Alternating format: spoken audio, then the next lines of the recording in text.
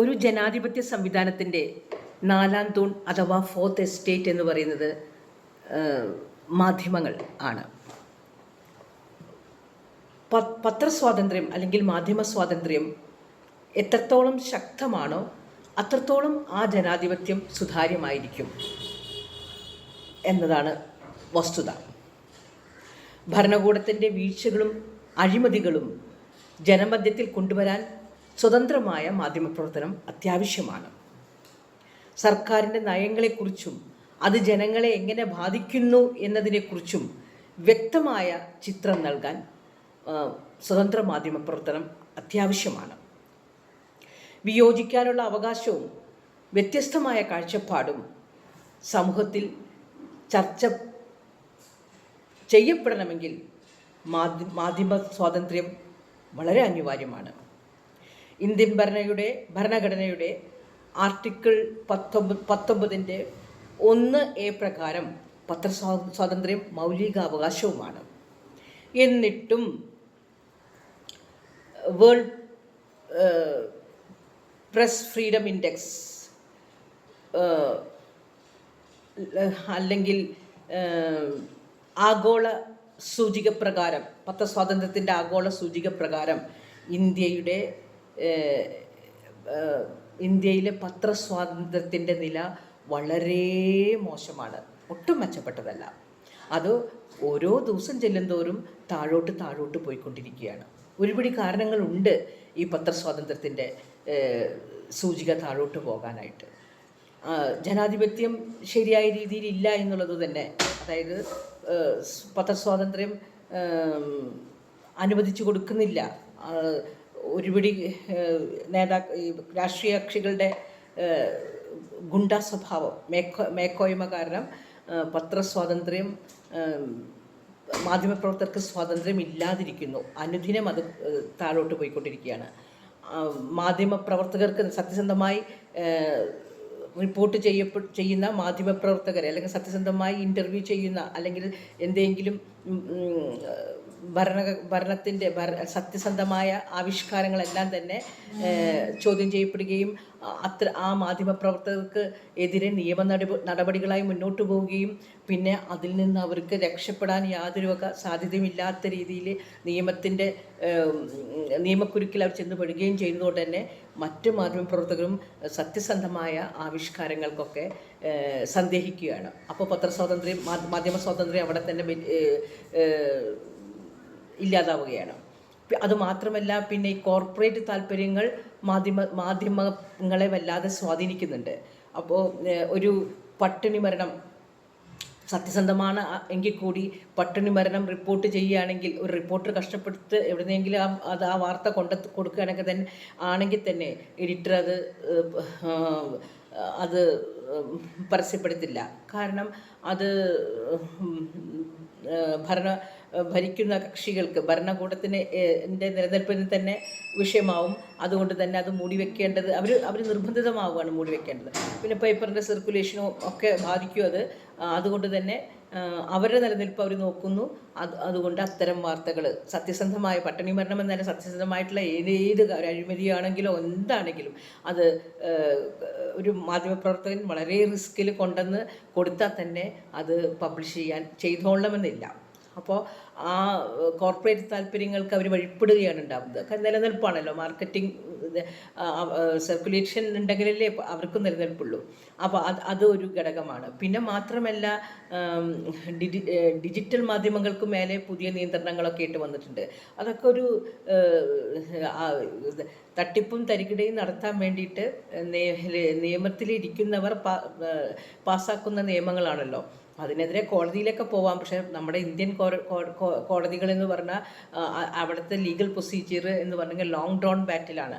അതിൽ നിന്നൊക്കെ നമുക്ക് നിയമം അല്ലെങ്കിൽ അതിൻ്റെ ജസ്റ്റിസ് കിട്ടി വരണമെങ്കിൽ ഒരുപാട് സമയം പിടിക്കും.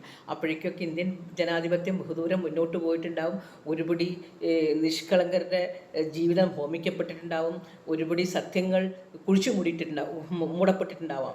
അപ്പോൾ ശരിക്കും യഥാർത്ഥ രീതിയിൽ ജനാധിപത്യം ഇനിയും ഇവിടെ പുലർന്നിട്ടില്ല എന്ന് തന്നെയാണ്. അപ്പം ഇപ്പോൾ പഴയ കാലത്തൊക്കെ ഇന്നിപ്പോൾ വിഷ്വൽ മീഡിയകളുണ്ട്. അന്ന് ഒരു റേഡിയോ ഉണ്ടാവാം, ഒരു ഓഡിയോ ഉണ്ടാവും, പിന്നെ മുഴുവനും പത്രപ്രവർത്തകരാണ്. അവരുടെ ഒരു എഡിറ്റോറിയൽ കൊണ്ടൊക്കെ തന്നെ ഒരു ഭരണകൂടത്തെ അട്ടിമറിച്ച് താഴെയിടാൻ ശക്തിയുള്ള പേനയും ഏന്തി നടക്കുന്ന പത്രാധിപരൊക്കെയായിരുന്നു. അങ്ങനെ നടന്നിട്ടുമുണ്ട്. പക്ഷേ ഇപ്പോൾ എന്ന് പറഞ്ഞാൽ നമ്മൾ എഡിറ്റോറിയൽ വായിക്കുക എന്ന് പറഞ്ഞിട്ടുണ്ടെങ്കിൽ ഏതെങ്കിലും രാഷ്ട്രീയ കക്ഷിയുടെ മൗത്ത് പീസാണ് ഓരോ എഡിറ്റോറിയൽ. ബ്ലോക്ക് തിങ്കിങ് നല്ലോണം ഉണ്ട്. പണ്ട് പത്രക്കാർക്ക് ബ്ലോക്ക് തിങ്കിങ് ഇല്ല. ഒരു പ്രത്യേക ബ്ലോക്കിൻ്റെ മാത്രം റെപ്രസെൻറ്റേറ്റീവ്സ് ആയിട്ടുള്ള മാധ്യമപ്രവർത്തകരല്ല, സത്യത്തിൻ്റെ റെപ്രസെൻറ്റേറ്റീവ്സ് ആയിരുന്നു. അതുകൊണ്ട് സത്യത്തിൻ്റെ വേണ്ടിയിട്ടുള്ള പേന പടവാളാക്കി നടക്കുന്ന പത്രപ്രവർത്തകരെയും മാധ്യമപ്രവർത്തകരെയൊക്കെ ഞാൻ എൻ്റെ കുട്ടിക്കാലത്തൊക്കെ കണ്ടിട്ടുണ്ട്. പക്ഷേ ഇപ്പോഴത്തെ മാധ്യമപ്രവർത്തകരെല്ലാം ഓരോ പത്രങ്ങളും ഓരോ രാഷ്ട്രീയ കക്ഷികളിലെ മൗത്ത് പീസാണ്. ഓരോ മതവിഭാഗക്കാരുടെ മൗത്ത് പീസാണ്. അപ്പോൾ അവരവരുടെ നയങ്ങളെയും അവരവരുടെ നിലപാടുകളെയും ഡിഫെൻഡ് ചെയ്യാൻ വേണ്ടി, സംരക്ഷിക്കാൻ വേണ്ടി അവർ ഓരോ എഡിറ്റോറിയൽ പടച്ചു വിടുകയാണ്. അപ്പോൾ അതിൽ നിന്ന് സത്യമൊക്കെ അതിൽ നിന്ന് ഒരുപാട് കാലം അകലെയായിരിക്കും.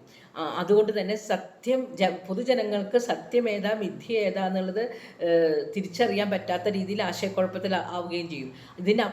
അപ്പുറം നിന്ന് സ്വതന്ത്രമായി പത്രപ്രവർത്തനം നടത്തി ജനങ്ങളിലേക്ക് സത്യം എത്തിക്കുക എന്നുള്ളത് വളരെ ദുഷ്കരമായ, വളരെ ശ്രമകരമായ ഒരു കാര്യം കൂടിയാണ്. വളരെ ദുഷ്കരമായ ഒരു സംഗതി കൂടിയായിട്ട് വരും. അതും എത്തിക്കൊള്ളണമെന്നില്ല. പിന്നെ ഇപ്പോൾ ഈ മുഖ്യധാര മാധ്യമങ്ങൾക്ക് പകരമായിട്ട് സോഷ്യൽ മീഡിയ സജീവമായതുകൊണ്ട് തന്നെ ഓരോ വ്യക്തിയും മാധ്യമം പ്രവർത്തനം നടത്തുന്നുണ്ട്. പക്ഷെ അത്തരം മാധ്യമ പ്രവർത്തനത്തിനെതിരെ അതിന് ഗുണങ്ങളുമുണ്ട് ദോഷങ്ങളുമുണ്ട്. അപ്പോൾ ആ ദോഷങ്ങളെ ഹൈലൈറ്റ് ചെയ്തുകൊണ്ട് തന്നെ അത്തരം ഡിജിറ്റൽ മാധ്യമങ്ങൾക്ക് മേലെ പുതിയ നിയന്ത്രണങ്ങളും കൊണ്ടുവരികയുണ്ട്. അത് നിലനിൽപ്പിന് ദോഷമാണ്.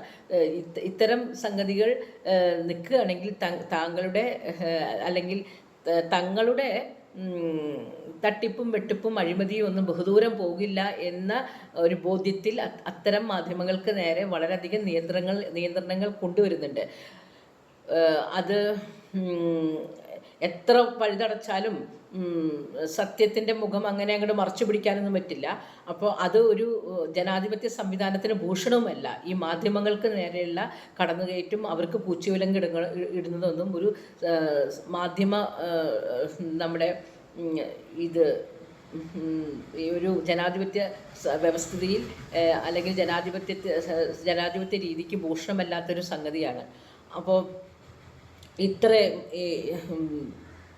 അമേരിക്കയിലൊക്കെ പ്രസിഡന്റ് ഭയങ്കര ഓട്ടോക്രാറ്റൊക്കെയാണ്. അവരുടെ ഭരണഘടന അത് അനുവദിച്ചു കൊടുത്തിട്ടുണ്ട്.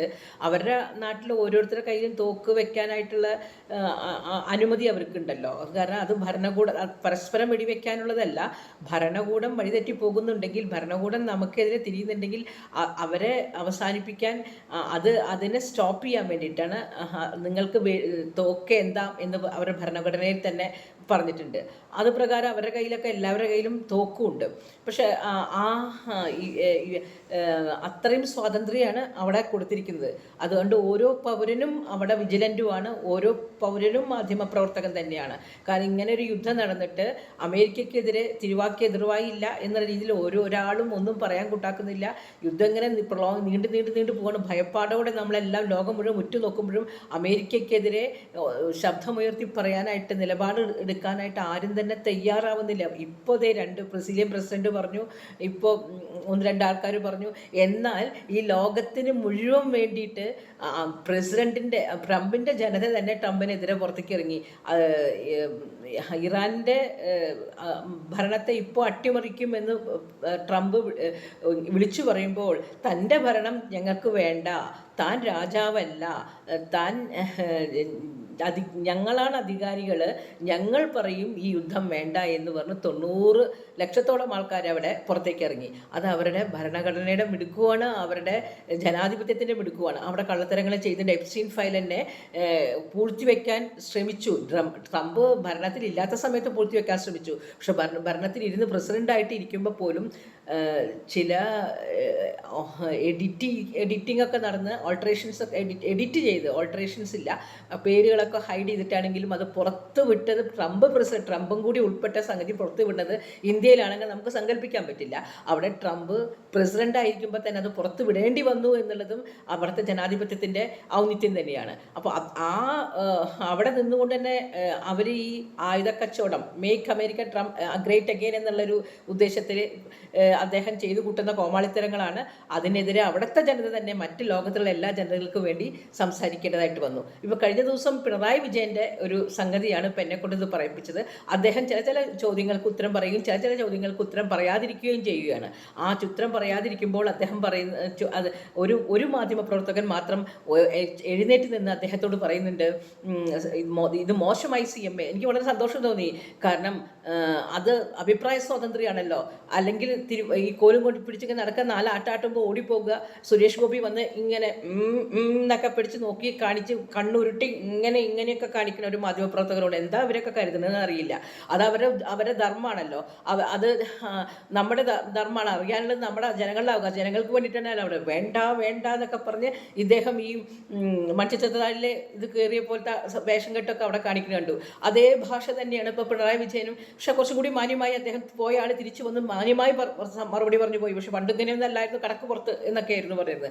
അതൊന്നും അത്ര അന്തസ്സുള്ള സംസാര രീതിയല്ല. പക്ഷേ ഈ റിപ്പോർട്ടറിലൊരു ചെക്കനാണ് ഇത് മോശമായി CMA കൈരളിയിലെയും മറ്റേ ദേശാഭിമാനിയിലും റിപ്പോർട്ടേഴ്സിന് മാത്രം മറുപടി കൊടുക്കാനാണെങ്കിൽ ഞങ്ങളെ എന്തിനും വിളിച്ചു വരുത്തി എന്ന് ചോദിച്ചു. അത്രയെങ്കിലും ചോദിച്ചല്ലോ, അല്ലെങ്കിൽ അതിനെതിരായിട്ടൊന്നും ചോദിച്ചാൽ എൻ്റെ സ്വഭാവം ഇതല്ല, ഇതെൻ്റെ നിഘണ്ടുവിലെ അവസാനത്തെ വാക്കല്ല എന്നൊക്കെ പറയുന്ന ആൾ പക്ഷേ മാന്യമായി അവിടെ നിന്ന് തിരിച്ചു പറഞ്ഞു എന്നുള്ളത് വളരെ സന്തോഷമായിട്ട് തോന്നി. ജനാധിപത്യം കൂടുതൽ പുലരട്ടെ, പത്രസ്വാതന്ത്ര്യം, മാധ്യമ സ്വാതന്ത്ര്യം കൂടുതൽ ഉണ്ടാവട്ടെ, സത്യങ്ങളെല്ലാം തന്നെ പുറത്തു വരട്ടെ എന്ന് ആത്മാർത്ഥമായി നമുക്ക് പ്രാർത്ഥിക്കാം. എന്നാൽ തന്നെയാണ് ജനാധിപത്യം അതിൻ്റെ എല്ലാ അർത്ഥത്തിലും പുലരുകയുള്ളൂ. ജനാധിപത്യം പുലരട്ടെ.